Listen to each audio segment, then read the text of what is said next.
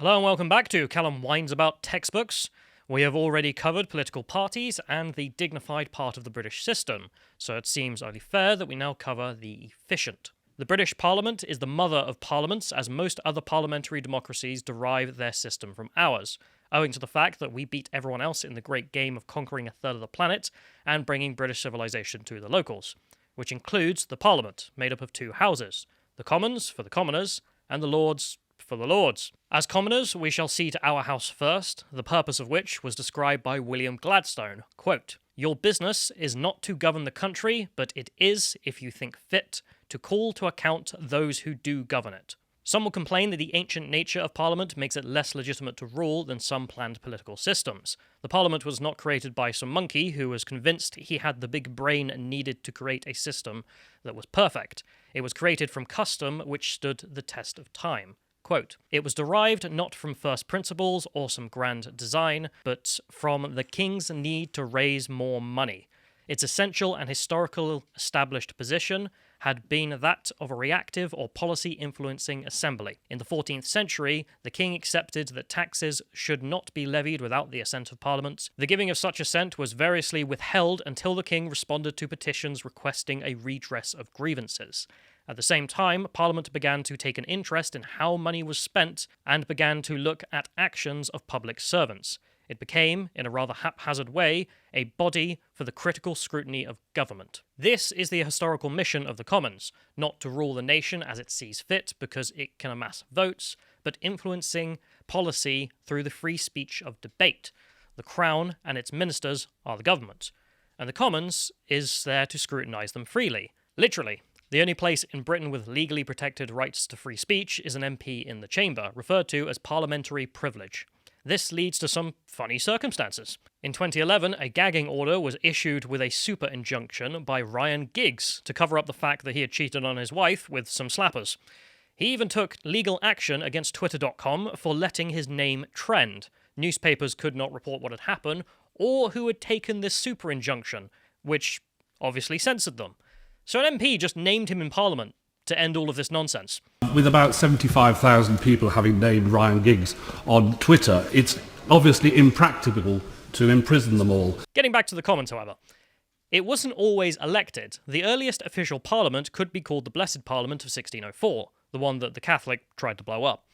But no mention of an election is given in the list online, only the 1614 Parliament mentions a writ of election. As to when the first one even happened, no idea. May even be lost to time. If you do know, please let me know. Until then, quote, "The effect on Parliament of the rise of mass electorate was profound. Popular demands of government engendered not only more measures of public policy, but more extensive and complex measures," which is a great example of a parliamentary reform that is needed by reason, but is obviously disastrous. Quote, "In elections before 1945, a significant fraction of members, an average of 13%, were returned unopposed. As late as the 1951 election, 4 Ulster Unionist MPs were returned in uncontested elections." As you can see, increasingly over time, MPs derived their legitimacy from being representative of popular will of citizens, which is why the identity politics in this piece of S are even more absurd. It is not a representative assembly in being typical in socio-economic terms of the population that elects it. The members returned to the House are generally male, middle class, and white. Representation is made not by the consent of the governed, but by the number of genetic characteristics aligning. Which raises the question, why even bother with elections? And Labour didn't. Quote, "The Labour Party in 1993 adopted a policy of all women shortlists in a number of constituencies in order to boost the number of female Labour MPs. The policy was declared unlawful by an employment tribunal in 1996 on the grounds that it breached sex discrimination legislation. But this did not affect seats where female candidates had already been selected. As a result, a record number of female Labour MPs were elected in 1997, no less than 101, 64 of them being elected for the first time. Many of those criminally elected MPs still sit in the House, by the way, might explain the incompetence of Labour women. Quote, "The number of non-white MPs remains very small, but is increasing. For most of the 20th century, there were none at all. The first non-white MP was elected in 1892, Mr. Naroji, an Indian." And this is completely fake news, as you can just go to Wikipedia and look up James Townsend, 1767, who was black British/white British, quote, mixed. Besides the point of if legitimacy comes from citizens, or because we as women, what is the point of the Commons in the modern day, anyway? Quote, the House fulfills the task of manifest legitimisation, that is, the overt, conscious giving of assent. In the UK, the function has two elements, the giving of assent to bills and requests for supply, money, and giving the assent to the government itself. At the end of the debate, if there is one, on a motion, the Speaker of the House asks those supporting the motion to say aye, and those opposing to say no. If some MPs shout no and persist, then members divide. A simple majority is all that is necessary. This is subject to two basic requirements, that at least 40 MPs, a quorum, are shown by the division to be present, and that, in voting on a closure motion, at least 100 MPs have voted in favour. However, funnily enough, this can just be straight up ignored for some things. Quote, after military action had begun in the Gulf War, the House debated a substantive motion approving the action.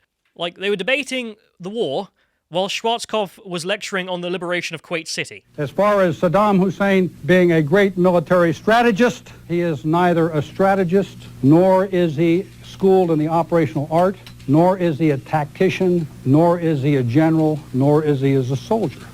Other than that, he's a great military man. I want you to know that. Nevertheless, in regards to normie legislation, quote, it may influence solely by force of argument, it may influence by threatening to deny assent, ultimately it may actually refuse its assent entirely. Although, thanks to the party system, mostly it is just there to agree with whatever ministers have decided, but they can influence those laws. Quote, a study by Benton and Russell, 2012, of 7 committees over the period of 1997 to 2010 found that 44% of recommendations were implemented, in part or wholly, including a fifth of recommendations calling for large change, which to me just kind of seems a bit low, yet MPs can propose laws through private members' bills, and these are also largely unsuccessful. Quote, for any given year between 1979 and 1990, the chances of a government bill gaining royal assent was 94%. For private members' bill, this was just 11%. As a pleb, we are supposed to get MPs to act for us by making them sympathetic to our cause, through sending them letters, emails, or talk to them, or by petitions. Quote, a petition receiving over 100,000 signatures will be considered for debate, though not necessarily guaranteed one. In practice, exceeding the threshold usually leads to a debate. Even so, quote, the term debate is itself a misnomer. Members rarely debate, but rather delivered pre-prepared speeches, which alludes to the true primary purpose of the Commons, as a source of potential ministers and thus prime ministers. You can see this in the monkey fight that is Prime Minister's questions. This was meant to be a place for MPs to ask the Prime Minister questions and get answers to solve their problems. But some doofus added cameras, and so it became a spectacle for a future leader to show off their skills in making themselves popular.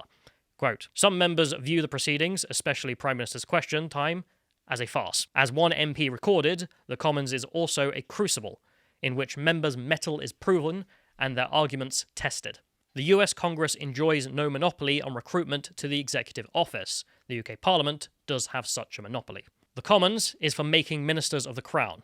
And speaking of ministers, quote, there is no legal requirement that a minister be an MP or a peer. And now we move to the other place, as commoners call it, the House of Lords. Kill the unbelievers, capture and besiege them, and lie in wait for them in ambush. My lords, there are many such verses, which noble lords can read for themselves. Again, not an idea that was planned. Quote, at various times during the century, the knights and burgesses sat separately from the churchmen and barons, and so developed two chambers. If you're a Yankee, you may understand how we reasoned the Commons into being, but wonder how the hell we ended up with these people. Simple. It's the king and the boys. The Lords originates in the, quote, Anglo-Saxon Witan, wise men meeting. Norman successors were called the Curia Regis, the court of the king. As for the hereditary aspects, that came about in an equally joyous way. Quote, if a baron regularly received a summons to court, the presumption grew that the summons would be issued to his heir. Obviously, me and the boys, as a political system, can end up getting quite corrupt. So, quote, as early as the 15th century, the privilege of initiating measures of taxation was conceded to the lower house. Additionally, money bills were to become law 1 month after leaving the Commons, whether approved by the House of Lords or not. Hereditary peerages were the majority right up to the 1900s. You may wonder why the hell this meme lasted so long, and honestly, it's because it just works. All of this just works. And again, it just works. Very marvellous. Quote, "The hereditary principle was attacked by those who saw no reason for membership to be determined by accident or privilege of birth. It was attacked as well because the bulk of the membership tended to favour the Conservative cause. The Life Peerages Act of 1958 made provision for people to be made members for life to cease upon their death." However, this complaint about Lords being a moderating force on society by being conservative is very strange. They're all greybeards. They're there to preserve what came before for future generations, by default, and to help avoid not becoming France. But salty leftists are going to salt, and they did. Quote, "Acting on a commitment embodied in the Labour Manifesto in 1997's general election, the Labour government achieved passage of the House of Lords Act. This removed the membership of the House all but 92 of hereditary peers." You may wonder why 92? God knows. Quote, "Until the passage of the House of Lords Act, which removed most hereditary peers from membership, the House of Lords had more than 1,000 members, making it the largest regularly sitting legislative chamber in the world. Its size was hardly surprising, given the number of peers created over the centuries. In January 1999, it had 1,296 members. How can you even be mad? Honestly, that's just hilarious. But you may think this is incredibly expensive. Again, no. In the 1950s, the House met at a leisurely pace and was poorly attended. Peers have never been paid a salary, and many members, like the minor barons in the 13th century, found attending to be a chore, sometimes an expensive one. The practice, as in the 13th century, was to stay away. Finally, lads, the libertarian fantasy. Whereas, life peers are disproportionately active. Damn. Of course, identity politics has to be inserted again into this nonsense. Quote, "By June 2017, women made up 25% of the membership. A Paralympian Baroness Thompson being wheelchair-bound. 3 peers are blind. Various black and Asian peers have since come to the fore.